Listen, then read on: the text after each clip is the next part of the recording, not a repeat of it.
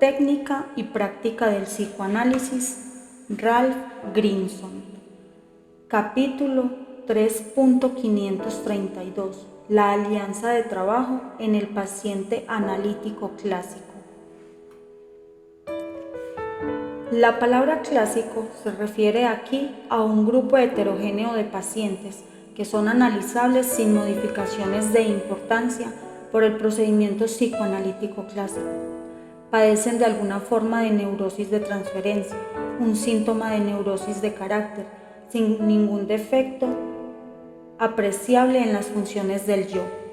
En tales pacientes psicoanalíticos, la alianza de trabajo se forma casi imperceptiblemente, relativamente en silencio y al parecer independientemente de toda actividad o intervención especial por parte del analista.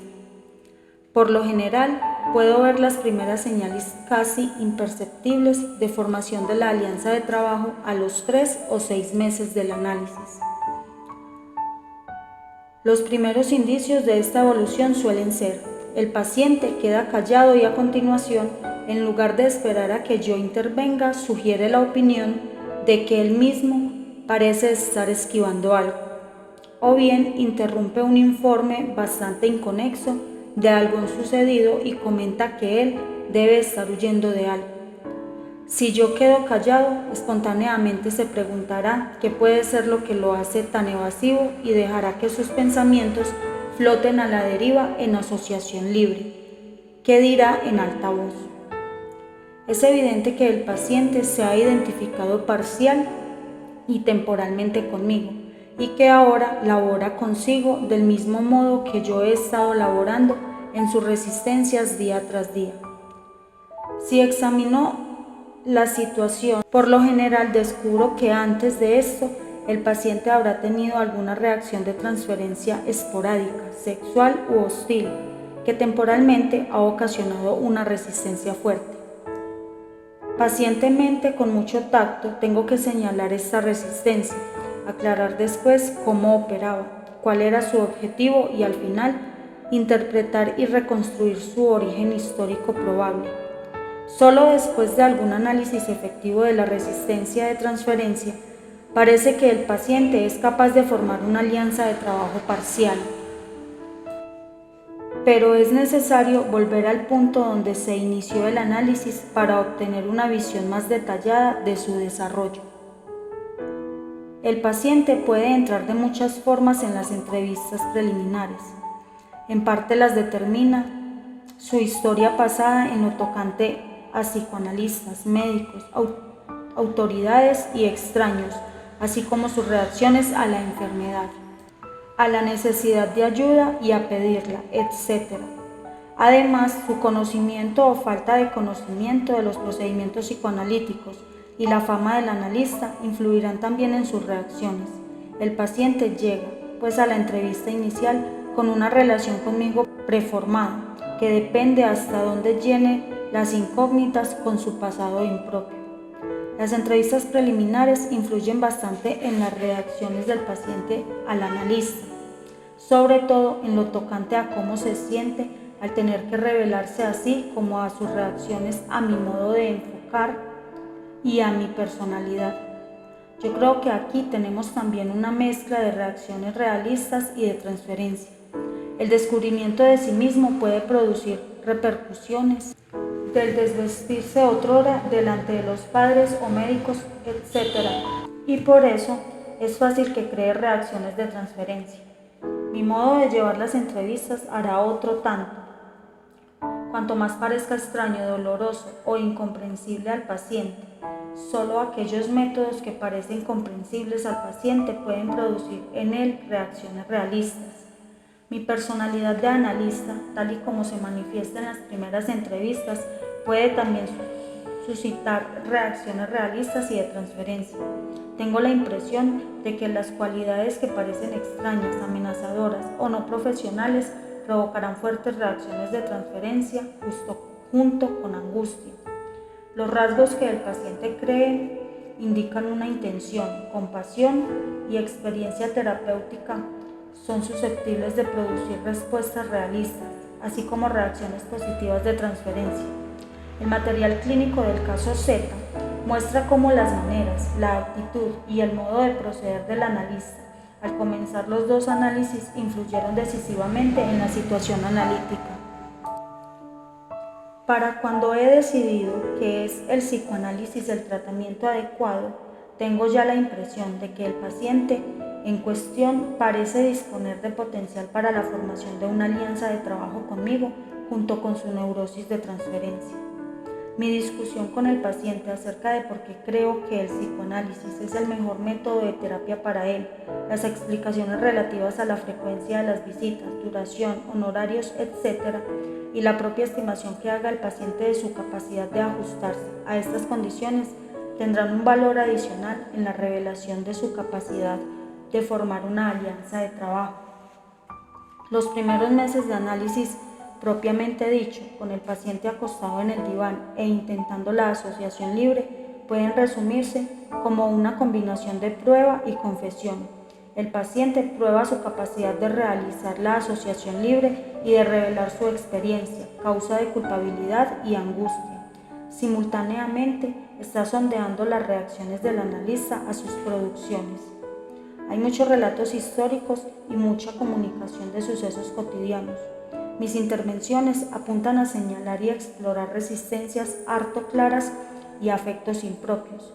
Cuando el material es muy claro, trato de establecer conexiones entre las normas de comportamiento pasadas y las presentes. La consecuencia es que el paciente suele empezar a sentir que tal vez yo lo entiendo. Entonces osa regresionar, se permite sentir algún aspecto transitorio de un neurosis en la transferencia en relación con mi persona. Cuando consigo analizar esto efectivamente, he logrado establecer al menos temporalmente un yo razonable y una alianza operativa junto con el yo que siente y la neurosis de transferencia. Una vez ha sentido el paciente esta oscilación entre neurosis de transferencia y alianza de trabajo en lo tocante a un campo, el paciente se muestra más dispuesto a emprender regresiones futuras en ese mismo campo de la neurosis de transferencia. Pero cualquier aspecto nuevo de la neurosis de transferencia puede redundar en mejoría o en una pérdida temporal de la alianza de trabajo. Una señora ama de casa, de edad mediana y bastante sencilla, estaba empezando su segundo año de análisis. En el primer año había tenido gran dificultad en reconocer que a veces notaba sentimientos románticos y sexuales para conmigo. Aunque había pruebas inconfundibles de ello en su comportamiento y en sus francos sueños, se consideraba feliz en su matrimonio y sentía que los fantaseos eróticos en torno al analista indicarían que estaba descontenta de su matrimonio. Esto la espantaba porque era un extremo dependiente de su esposo, inconscientemente hostil a él, y tenía un miedo terrible de perderlo. Mis intentos de lograr que la paciente se enfrentara a su transferencia sexual y a su temor de la misma hacían de esta mujer, en general de buen corazón y ánimo cooperativo, una gruñona despechada y testaruda. En semejante estado solía responder a mis intervenciones diciendo: no reaccionaría así cualquiera, no reaccionaría así todo el mundo. No es natural. ¿No reaccionaría usted así si estuviera en mi lugar? A medida que fuimos resolviendo algunos de los temores que le hacían resistir a los insights que yo trataba de procurarle, la paciente fue haciéndose capaz de enfrentar sus sentimientos positivos para conmigo y no tuvo necesidad de su defensa de no lo haría cualquiera y no lo haría usted.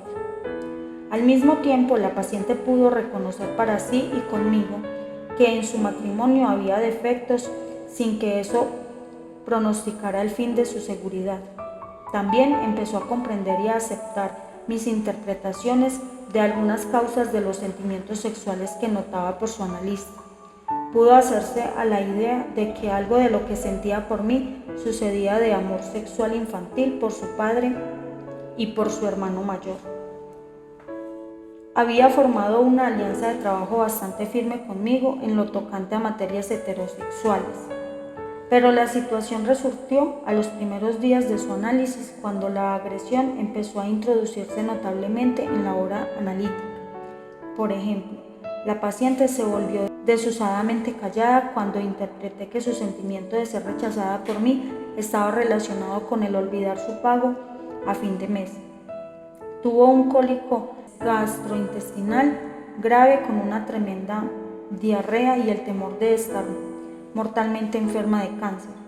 Yo le dije que aquello era una manifestación de la rabia reprimida que sentía contra mí, y al principio lo negó.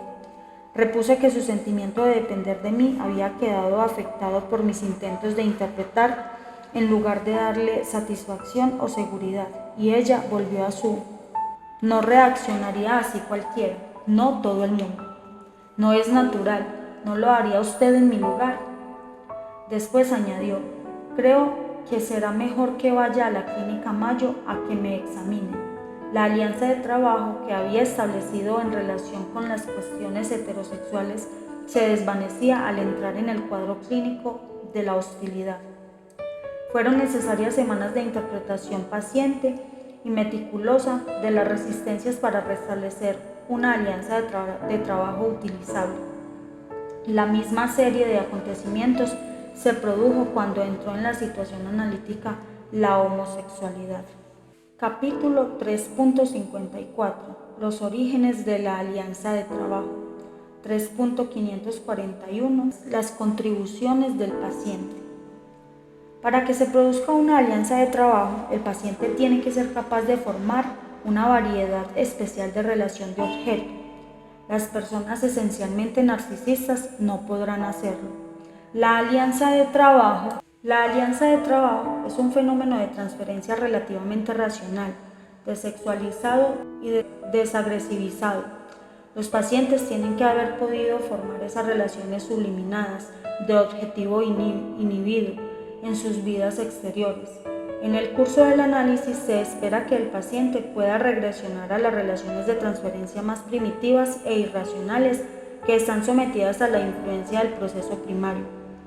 Mas para llegar a la alianza de trabajo, el paciente tiene que ser capaz de restablecer el proceso secundario, de deshacer una relación de objeto relativamente razonable con el analista a partir de las reacciones de transferencia más regresivas. Las personas que padecen una grave falta o menoscabo en las funciones del yo pueden perfectamente tener reacciones de transferencia regresivas, pero les será difícil conservar una alianza de trabajo. Por otra parte, las que no osan abandonar su comprobación de la realidad siquiera temporal y parcialmente, y las que se ven obligadas a apegarse a una forma fija de la relación de objeto, son asimismo poco convenientes para el psicoanálisis. Confirma esto el hecho clínico de que los psicóticos, los casos límites, los caracteres dominantes por los impulsos y los niños pequeños por lo general requieren de modificaciones en la técnica psicoanalítica. Freud pensaba en esto cuando distinguía las neurosis de transferencia, fáciles de analizar, de las neurosis narcisistas no razonables. Como dejamos dicho, la susceptibilidad del paciente a las reacciones de transferencia se debe a su estado de insatisfacción de los instintos y la consiguiente necesidad de oportunidades de descarga. La conciencia del padecimiento neurótico mueve también al paciente a establecer una relación con el analista. En un nivel consciente y racional, el terapeuta ofrece una esperanza realista de aliviar el padecimiento del neurótico, pero la impotencia del paciente en la relación con su padecimiento moviliza anhelos primitivos de padre o madre omnipotente. La alianza de trabajo tiene un componente racional y uno irracional. Todo lo dicho indica que el paciente analizable debe tener necesidad de reacciones de transferencia, debe tener la capacidad de regresionar y de permitir reacciones de transferencia neuróticas y además tener en el yo fuerza o esa forma particular de elasticidad que le permite interrumpir su regresión con el fin de reinstituir la alianza de trabajo razonable y objetiva.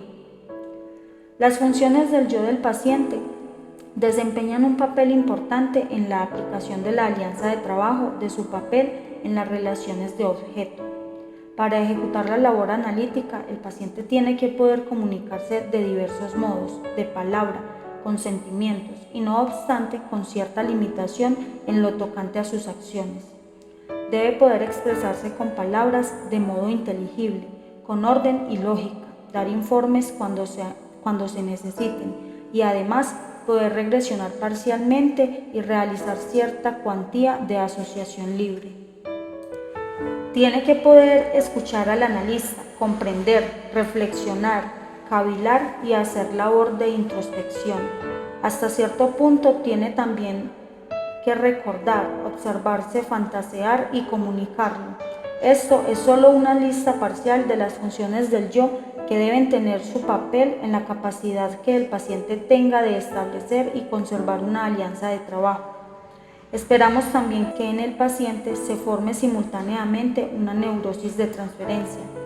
De este modo, la contribución del paciente a la alianza de trabajo depende de dos propiedades antitéticas: su capacidad de mantener el contacto con la realidad de la situación analítica y su disposición a arriesgarse a la regresión a su mundo de fantasía. La oscilación entre estas dos posiciones es esencial para la labor analítica. Capítulo 3.42. La contribución de la situación analítica. Grimnacre, McAlpine y Spitz han señalado cómo diferentes elementos del ambiente y los procedimientos analíticos favorecen la regresión y las neurosis de transferencia. Algunos de estos mismos elementos ayudan también en la formación de la alianza de trabajo. La gran frecuencia de las visitas y la larga duración del tratamiento no solo favorecen la regresión, sino indican también los objetivos para el largo plazo y la importancia de la comunicación íntima detallada. El diván y el silencio dan la oportunidad de la introspección y reflexión, así como la producción de la fantasía. El hecho de que el paciente esté turbado y no sepa nada de eso mientras lo examina alguien relativamente exento de la turbación y experto, suscita en el paciente el deseo de aprender y emular. Sobre todo, el constante interés del analista en el intento de entender todo lo que sucede dentro del paciente. El hecho de que nada sea demasiado pequeño ni oscuro, feo ni bello para escapar al afán de comprender del analista. Todo tiende a provocar en el paciente el deseo de saber, de hallar respuestas y causas. Esto no significa que el sondeo del analista no provoque resistencias y asevera sencillamente que también excita la curiosidad del paciente y su búsqueda de la causal. Yo añadiría además que en el escrutinio constante de cómo parecen estar colaborando el paciente y el analista, el interés mutuo por la alianza de trabajo son en sí factores que contribuyeron a reforzar la alianza, fomentan el estudio de sí mismo y la confianza del analista. Capítulo 3.543. Las contribuciones del analista. Ya he sugerido que la personalidad y la orientación teórica del analista contribuyen a la alianza de trabajo. Es interesante observar cómo algunos analistas toman posiciones teóricas visiblemente acordes con su personalidad manifiesta y cómo otros suscriben teorías que parecen en contradicción con sus rasgos de carácter. Algunos se sirven de la técnica para proyectar, otros para proteger su personalidad. Esta apreciación no quiere ser crítica a ninguno de los dos grupos, ya que en ambos hemos visto uniones felices e infelices.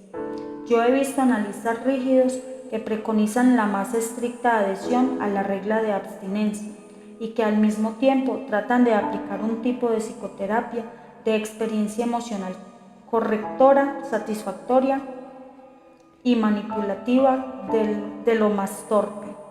He visto muchos analistas en apariencia desenvueltos y descuidados que practicaban una terapia de estricta regla de abstinencia y también algunos de carácter semejante que inducen a sus pacientes a act out o les conceden algún género de terapia de satisfacción mutua.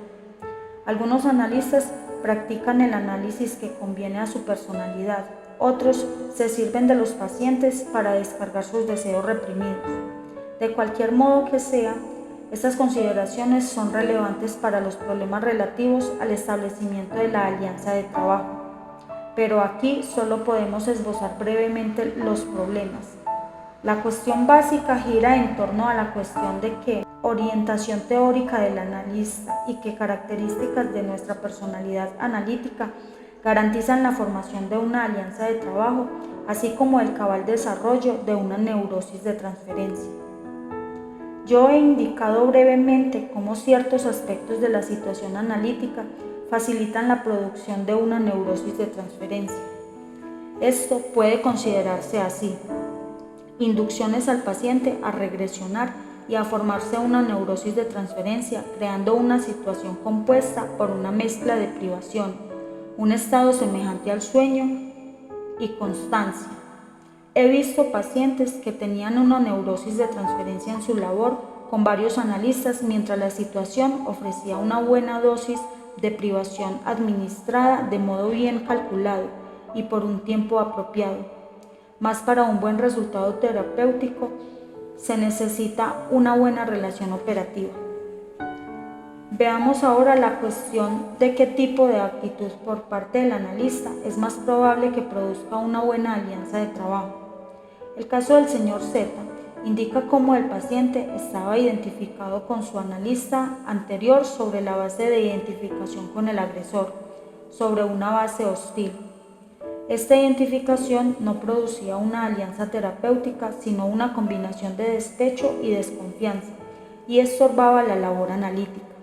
La razón era que la personalidad del primer analista parecía fría y distante, rasgos que se asemejaban a los del padre de Z, y éste no podía distinguir entre su primer analista y sus sentimientos regresivos transferenciales.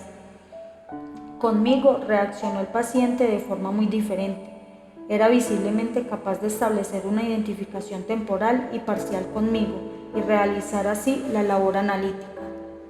La contribución más importante que hace el psicoanalista a una buena relación de trabajo es la de su diaria labor con el paciente, la constante y firme búsqueda de insight en relación con cualquier parte del material y con todo él, así como el comportamiento del paciente, es el factor principal. La labor regular y ordenada ayuda al paciente a acomodarse a lo que para él tenga de extraño los procedimientos y procesos psicoanalíticos. Esto no significa que el analista deba realizar sus diversas tareas analíticas cotidianas con exactitud compulsiva ni ritualismo monótono. Esta rigidez de seguridad acerca de lo que va a pasar, pero no sensación de confianza respecto de un ser humano. Otras inconsecuencias pueden causar dolor al paciente, pero no interfieren gran cosa en la formación de la alianza de trabajo. La importancia que la alianza de trabajo concede a cada sección y a la escasez de su ausencia subrayan la importancia de las secciones así como de su continuidad, y esto contribuye a convencer al paciente de la necesidad de cooperar seriamente. La disposición del analista a dedicar años de trabajo al bienestar del paciente contribuyen de forma semejante. Todas las características de trabajo arriba descritas tienen una importancia fundamental. No creo posible hacer psicoanálisis terapéutico sin ellas, pero hay otros requisitos más para la eficaz alianza de trabajo. Algunos analistas laboran constante y seriamente y sin embargo les cuesta inducir a la formación de una alianza de trabajo a sus pacientes, quienes tienen una actitud sumisa y obediente en lugar de sentirse aliados y participantes. Impregna la atmósfera del análisis una sutil pero constante tendencia oculta a la angustia y el pavor respecto del analista y la relación operativa. Es posible que el paciente solo se dé cuenta de este estado de cosas de un modo fugaz y esporádico porque se expresa en matices delicadas y no en fantaseos ni acciones francos, ajenos al yo. Esta actitud de obediencia puede ser también egosintónica respecto del analista, que así muchas veces no logra reconocerla ni someterla al escrutinio analítico. He tenido muchas veces ocasión de ver clínicamente casos de estos cuando he sido el segundo o tercer analista de algún paciente. Por ejemplo, un paciente de edad mediana, profesor de universidad, con un análisis anterior de más de 5 años de duración, no se atrevía a consultar su reloj en la hora analítica. Al empezar la sesión, me dijo que tendría que salir 5 minutos antes de lo acostumbrado. Durante la sesión, lo vi tratando de echar una ojeada al reloj con el rabillo del ojo y aún se frotaba la frente mientras lo hacía surécticamente. Cuando le hice ver esta evidente evasividad, se sorprendió mucho. Por una parte le espantaba la confrontación, por la otra su propia timidez lo consternaba. Después comprendió que tal angustia había pasado inadvertida y sin analizar durante toda su análisis anterior. No cabe duda de que este ejemplo indica algunas reacciones de contratransferencia en el analista, pero la cosa se complica si éste acepta demasiado literalmente dos sugestiones técnicas de Freud. Me refiero al concepto de que el analista es un espejo y a la llamada regla de abstinencia que veremos más ampliamente en las secciones 3.921 y 3.922. Estas dos reglas prácticas de Freud han conducido a muchos analistas a adoptar una actitud austera, distante y aún autoritaria para con sus pacientes. Creo que esto es entender equivocadamente la intención de Freud y en el mejor de los casos una actitud incompatible con la formación de una alianza de trabajo eficaz. Las alusiones al espejo y la regla de abstinencia estaban hechas para ayudar al analista a proteger la transferencia de la contaminación excesiva, punto que Greenacre ha ampliado. El espejo alude a la idea de que el analista debe ser impenetrable para el paciente y no tratar de imponerle sus valores y normas. Esto no significa que el analista debe ser inanimado, frío e impasible. La regla de abstinencia alude a la importancia que tiene el no satisfacer los deseos infantiles y la neurosis del paciente, pero no significa que hayan de frustrarse todos los deseos del paciente. A veces uno puede satisfacer un deseo neurótico temporalmente y la frustración misma de los deseos neuróticos ha de llevarse a cabo de modo que el paciente no quede humillado ni traumatizado. Si bien es verdad que Freud subraya en sus escritos los aspectos de privación en la situación analítica, yo creo que lo hizo porque en aquel tiempo el peligro mayor era que los analistas se permitieran reaccionar exageradamente y actuar con sus pacientes. Entre paréntesis, si leemos los relatos de casos freudianos, no tenemos la impresión de que la atmósfera analítica de sus análisis fuera de frialdad o austeridad. En el registro original del caso del hombre de las ratas, por ejemplo, anexo al trabajo publicado por Freud, hay una nota sobre el paciente con fecha del 28 de diciembre. Tenía hambre y le di de comer. Y el 2 de enero, aparte de esto, solo tenía trivialidades que comunicar, según parece, y hoy pude decirle muchas cosas. Me parece evidente que si deseamos que el paciente forme una alianza de trabajo relativamente realista y razonable, debemos laborar de un modo realista y razonable, teniendo presente el hecho de que los procedimientos y los procesos del psicoanálisis son extraños, originales y aún artificiales. En la situación analítica no caben la afectación, el ritualismo, la timidez, la imposición, el retraimiento ni la indulgencia. El paciente influirá no solo en el contenido de nuestra labor, sino también el modo, la actitud, los modales, el talante, el ambiente en que laboremos. Reaccionará a aquellos aspectos de que nosotros no somos necesariamente conscientes y con ellos se identificará en particular. Freud dejó sentado que para establecer una concordancia necesitamos tiempo y una actitud de comprensión y simpatía. Sterba insistió en el proceso de identificación. El hecho de que el analista esté continuamente observando e interpretando la realidad del paciente hace que éste se identifique en parte con ese aspecto del analista. La invitación a identificarse procede del analista. Desde el comienzo del tratamiento, el analista comenta la labor que ha realizado los dos juntos. El empleo de frases como "veamos esto" y "podemos ver" favorece esta tendencia. Glover subrayaba la necesidad de que el analista fuera natural y sincero, y afeaba la pretensión, por ejemplo, de que todos los arreglos de tiempo y pago se hacen exclusivamente en beneficio del paciente. Fenichel insiste en que por encima de todo analista debe ser humano, y le espantaba el que muchos pacientes suyos se manifestaran sorprendidos por su naturalidad y franqueza. Pensaba que la atmósfera analítica es el factor más importante para persuadir al paciente de que acepte someter a prueba algo anteriormente rechazado. Loewald va aún más allá y acentúa cómo son necesarios para el paciente las satisfacciones legítimas, así como la actitud e intención terapéutica del psicoanalista. Todos los analistas reconocen la necesidad de las privaciones en el procedimiento psicoanalítico. Coinciden en principio en que el analista debe ser humano, pero surge el problema cuando se trata de determinar qué se entiende por humano en la situación analítica y cómo se concilia eso con el principio de la privación. Este tema se verá con mayor amplitud en las secciones 3.9, 3.10, 4.22 y 4.23. Aquí esbozaré solo lo que considero puntos principales. Esencialmente, la humanidad del analista se manifiesta en su compasión, su interés y su intención terapéutica para con su paciente. Le importa cómo le va al paciente y no es nada más un observador o un investigador. Es un médico y un terapeuta que cuida a los enfermos y los dolientes, y su objetivo es ayudar al paciente a reponerse.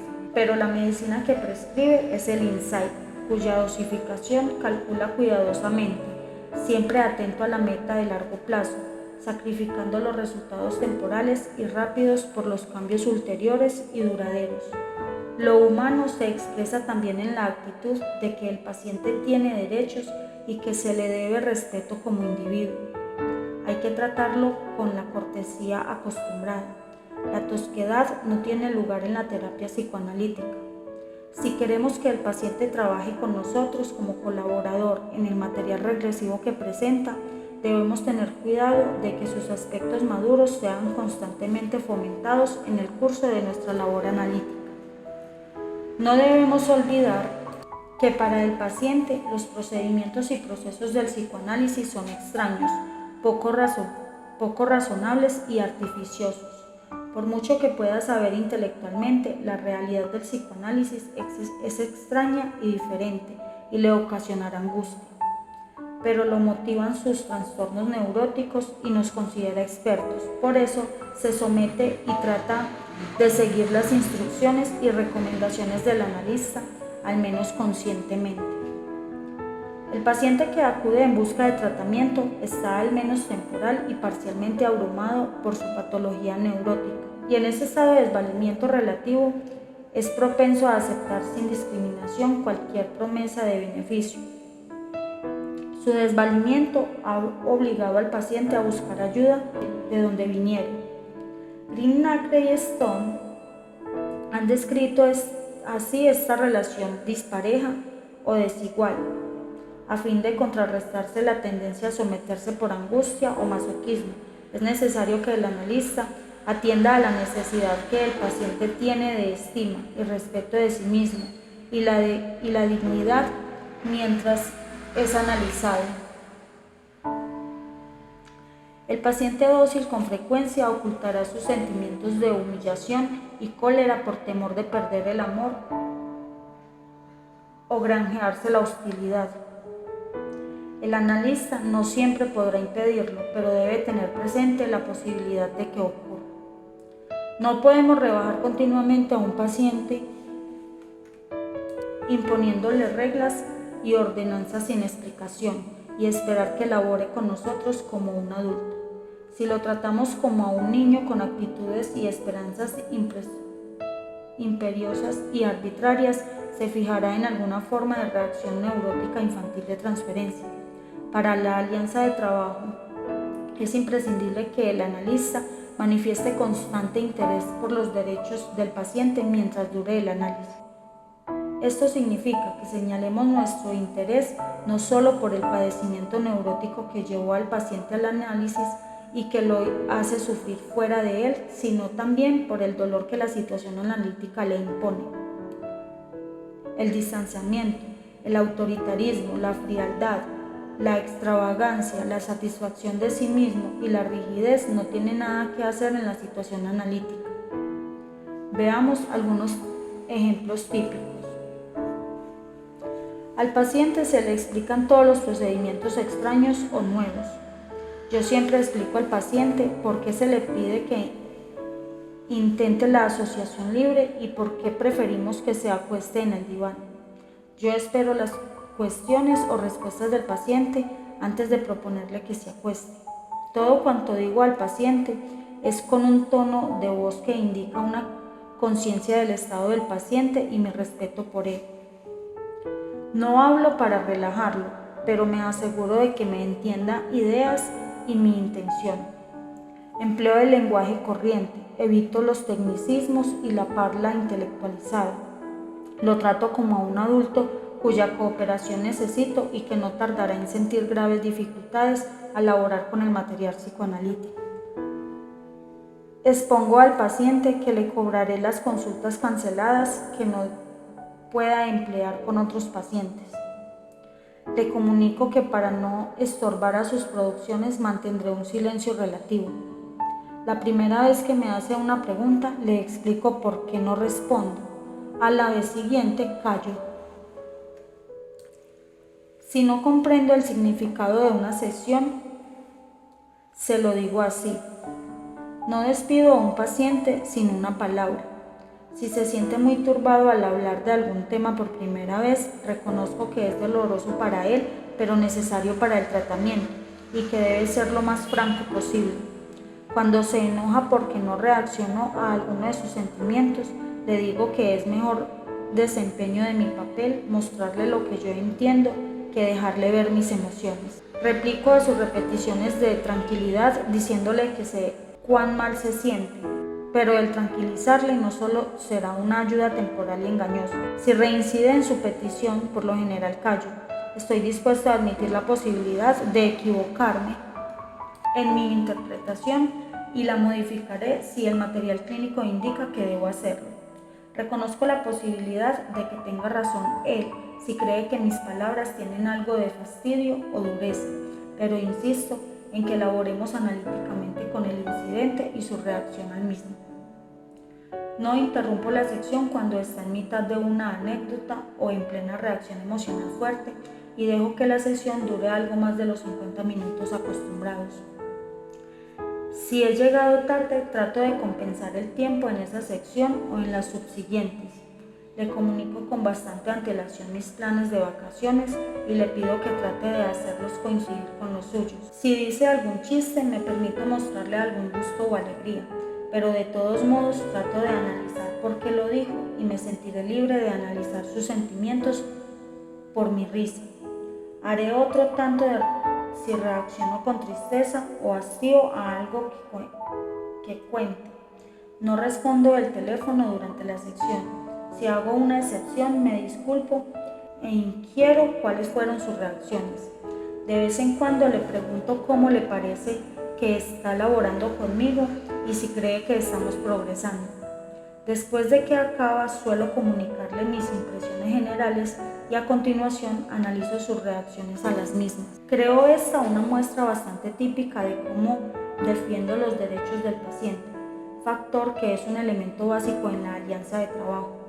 Quiero poner de relieve que esta defensa de los derechos del paciente no anula ni hace desaparecer las privaciones necesarias. Aunque la alianza de trabajo es parte esencial del proceso psicoanalítico, debo predominar las privaciones si esperamos que el paciente pueda regresionar a la neurosis infantil de transferencia. El analista tiene que saber oscilar entre la imposición de privaciones y la manifestación de interés por el paciente. A veces debo tomar una posición intermedia, infligiendo dolor con una interpretación, pero manifestando compasión por el tono de voz para hacer soportable el dolor. La oscilación entre el incógnito privador y la preocupación por los derechos del paciente es otra de las diversas condiciones dialécticas que se requieren del psicoanalista. Aunque dejo que el paciente vea cómo me interesa e implica, mis reacciones tienen que ser discretas. Yo no trato de tomar partido en ninguno de sus conflictos, salvo que laboro contra sus resistencias, contra su perjudicial comportamiento neurótico y contra su autodestructividad. Pero en lo fundamental soy el representante del entendimiento y el insight que procura una atmósfera de trabajo serio, sinceridad, compasión y moderación. Este esbozo, en mi modo personal, de ver cómo trato de resolver el conflicto entre la conservación de la distancia y el acercamiento necesario para la labor analítica. Comprendo que esto es una cuestión muy personal y no lo presento como prescripción exacta para todos los psicoanalistas, pero sostengo que a pesar de las grandes variaciones que puede haber según la personalidad del analista, debe tomarse adecuadamente en cuenta y manejarse estos dos elementos antitéticos si hemos de esperar buenos resultados analíticos. La neurosis de transferencia y la alianza de trabajo son fuerzas antitéticas paralelas en los fenómenos de transferencia. Cada uno de estos elementos es de igual importancia para una situación analítica óptima. Este problema se volverá a examinar en el capítulo 4. Para un próximo audio tendremos el capítulo 3.6, la verdadera relación entre paciente y analista.